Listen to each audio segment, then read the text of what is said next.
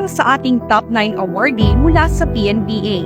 Siya si Police Cadet John Ray C. Caballero, ang kauna-unahang kadete at Police Commissioned Officer mula sa Sipaway Island, San Carlos City, Negros Occidental. Ako po si Police Cadet Caballero John Ray Cabatanya, lumad pong taga Sipaway Island, San Carlos City, Negros Occidental.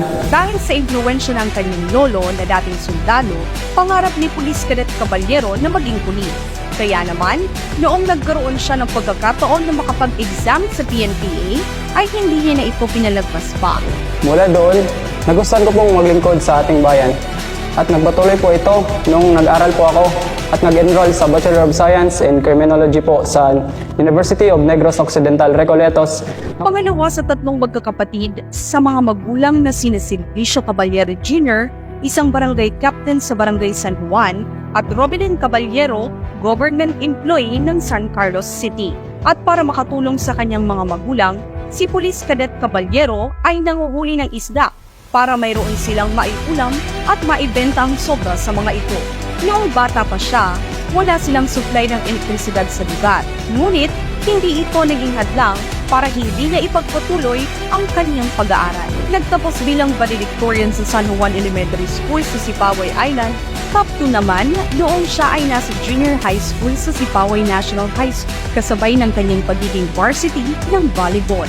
Araw-araw na tinatawid ang isla para makapag-aral sa Colegio de Santa Rita, San Carlos ng senior high school, kung saan nagtapos siya ng with high honors. Bago pumasok sa PNPA, nag-aral hanggang second year ng Bachelor of Science in Criminology sa University of Negros Occidental, Recoletos, na kung saan isa rin siyang dislister. Gusto kong pasalamatan yung Philippine National Police Academy at yung mamamayang Pilipino po sa pagbibigay sa akin ng oportunidad na makapag-aral at maging isa sa scholar para sa bayan. Malaki ang naitulong ng akademya sa kanyang pagkatuto dahil dito niya nalina ang kanyang talento at kakayahan, maging ang magagandang katangian at asal na madadala niya sa kanyang paglabas sa akademya. Isa rin sa natutunan ni Police Cadet Caballero na matutong makontento sa kung ano ang meron siya. Mula noon hanggang ngayon, daladala ni Police Cadet Caballero ang prinsipyo ni Charles Darwin.